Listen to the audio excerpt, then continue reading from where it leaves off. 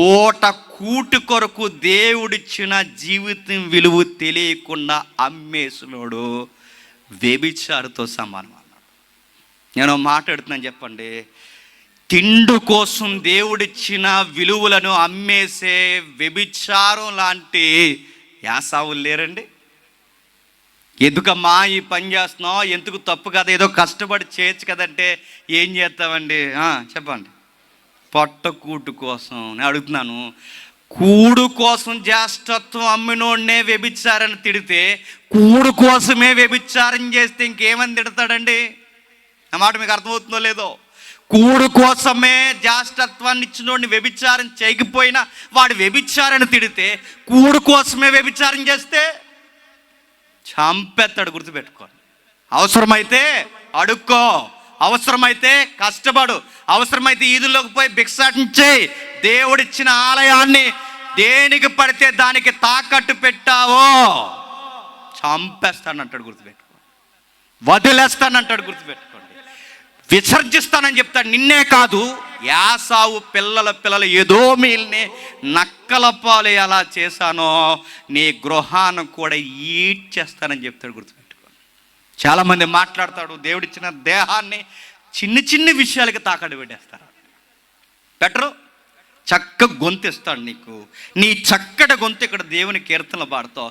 నీ గొంతు బాగుందన్నాడని చెప్పి నువ్వు పోయి మళ్ళీ సంబరాల్లో పాడితే నొక్కెత్తాడు గొంతు. ఏమనుకుంటున్నావు? నీకు చక్కటి జ్ఞానం ఇచ్చాడు. ఆ జ్ఞానాన్ని దేవునికి మహిమార్థం ఉపయోగించు. దాన్ని పనికిమాలిన విషయాలకు ఉపయోగిస్తే మెదడుని టక్ చేసి పడేస్తాడు. ఏమనుకుంటున్నావు? గుర్తుపెట్టుకో.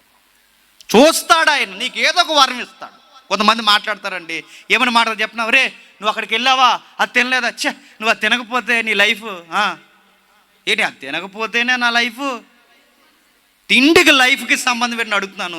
ఒకప్పుడు తిండికి లైఫ్కి సంబంధం అంటే ఒకప్పుడు ఎలా చెప్పేవారు, ఏదో తినడానికి, ఏదో బతకడానికి తింటున్నావు అంటున్నారు. ఇప్పుడు తినడానికే బతుకుతున్నారు. ఓ పేరు ఉంది, నన్ను అడగండి. తెల్లవారుజాము 4 గంటలకు అమ్ముతారట బిర్యానీ.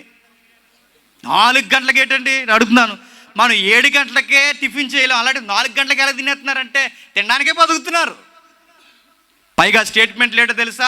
అది తినకపోతే వేస్ట్, ఇక్కడికి వెళ్ళి స్పీడ్ తినకపోతే వేస్ట్, ఈ బిర్యానీ తినకపోతే వేస్ట్, ఈ తినకపోతే వేస్ట్ కాదు, అసలు నీ లైఫ్లో నీకు తెలియకే వేస్ట్ అంటున్నావు.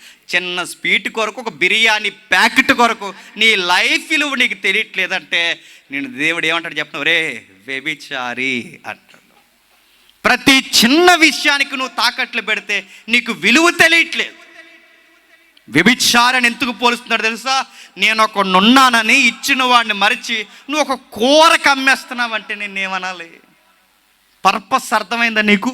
నీ ఎడలు నేను ఎంత విజన్ కలిగి ఉన్నాను. అబ్రహాము, ఇస్సాకు, నెక్స్ట్ యాసావు.